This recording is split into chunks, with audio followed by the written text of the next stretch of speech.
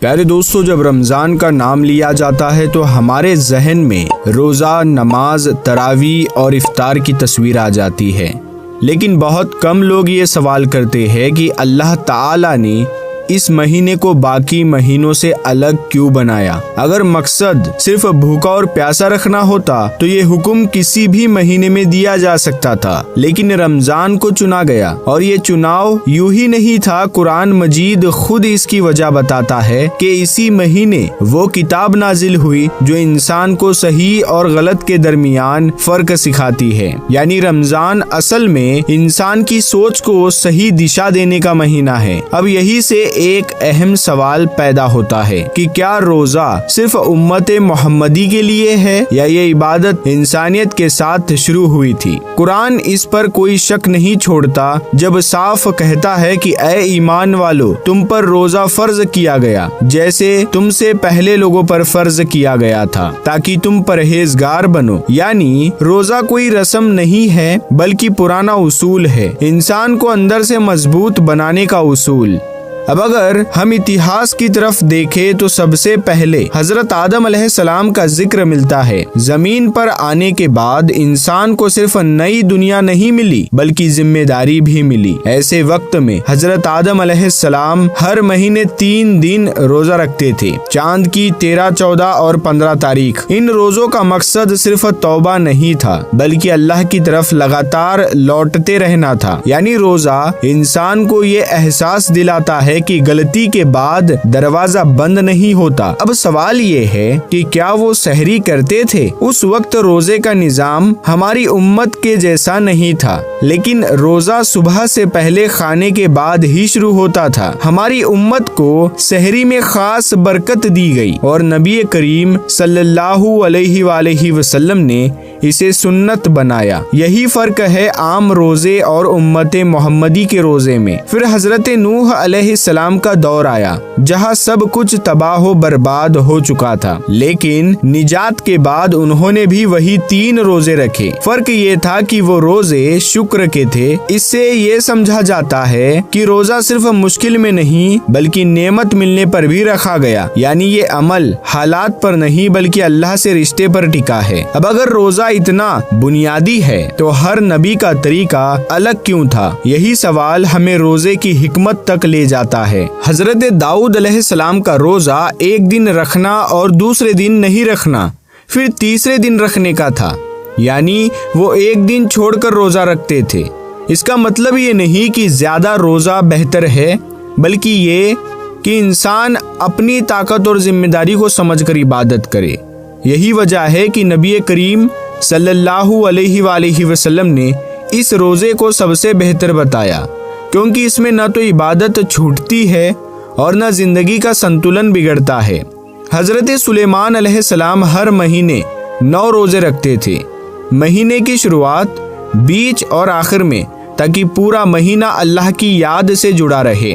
اور حضرت ابراہیم علیہ السلام جن کی زندگی ہی اطاعت اور قربانی کی مثال ہے، روایتوں میں آتا ہے کہ وہ بھی اکثر روزہ رکھتے تھے، کیونکہ جن کا دل اللہ سے جڑ جائے ان کے لیے یہ عمل بوجھ نہیں رہتا۔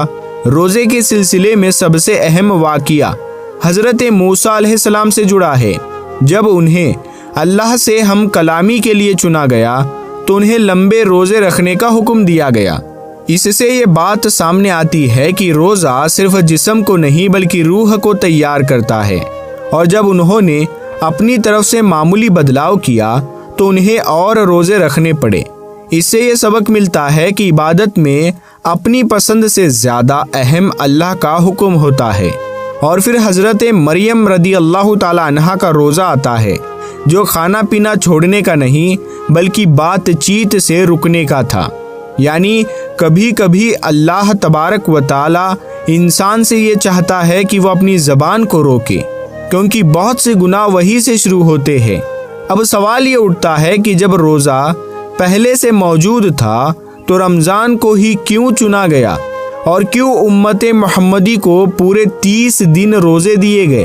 کیا اس کی وجہ صرف تعداد تھی یا اس کے پیچھے کوئی گہری تربیت تھی؟ کیونکہ جس امت کو آخری پیغام اٹھانا تھا اسے سب سے مکمل ٹریننگ کی ضرورت تھی۔ اور یہی بات ہمیں اس دور کی طرف لے جاتی ہے جب مدینہ میں اسلام صرف عبادت نہیں بلکہ ایک پورا نظام بن رہا تھا۔ مدینہ کے اس دور میں جب اسلام ایک مکمل نظام کی شکل اختیار کر رہا تھا، اللہ تبارک و تعالی نے امت محمدی پر رمضان کے روزوں کو باقاعدہ فرض کیا۔ روایتوں کے مطابق یہ حکم ہجرت کے قریب 1.5 سال بعد 10 شعبان سن 2 ہجری میں نازل ہوا۔ یہ وہی وقت تھا جب نماز، زکوٰۃ اور دوسرے احکام بھی ترتیب کے ساتھ مکمل کیے جا رہے تھے۔ روزہ صرف عبادت نہیں بلکہ ایک پوری تربیت کا حصہ تھا، کیونکہ جس امت کو آخری پیغام اٹھانا تھا اسے صبر، اطاعت اور نفس پر کنٹرول سیکھنا ضروری تھا۔ اس سے پہلے بھی لوگ روزہ رکھتے تھے، لیکن رمضان کے پورے 30 روزے صرف اسی امت کو دیے گئے۔ اس کی وجہ یہ نہیں کہ پچھلی امتیں کم تھی، بلکہ اس لیے کہ حالات بدل چکے تھے۔ اب ایک ایسی امت تیار کی جا رہی تھی جو ہر دور میں قائم رہ سکے۔ اس سے پہلے یہودی قومیں 10 محرم یعنی یوم عاشوراء کا روزہ رکھا کرتی تھی۔ نبی کریم صلی اللہ علیہ وآلہ وسلم مدینہ تشریف لائے اور ان سے اس کی وجہ پوچھی گئی تو انہوں نے بتایا کہ اسی دن اللہ نے انہیں فرعون سے نجات دی تھی اور دریا میں راستہ بنا دیا تھا۔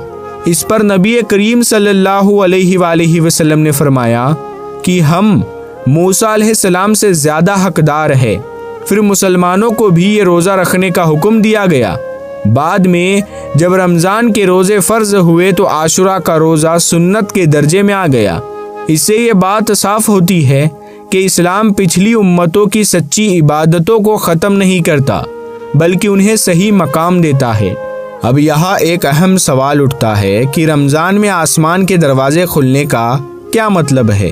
نبی کریم صلی اللہ علیہ وآلہ وسلم نے فرمایا کہ جب رمضان کی پہلی رات آتی ہے تو جنت کے دروازے کھول دیے جاتے ہیں، جہنم کے دروازے بند کر دیے جاتے ہیں اور شیطانوں کو جکڑ دیا جاتا ہے۔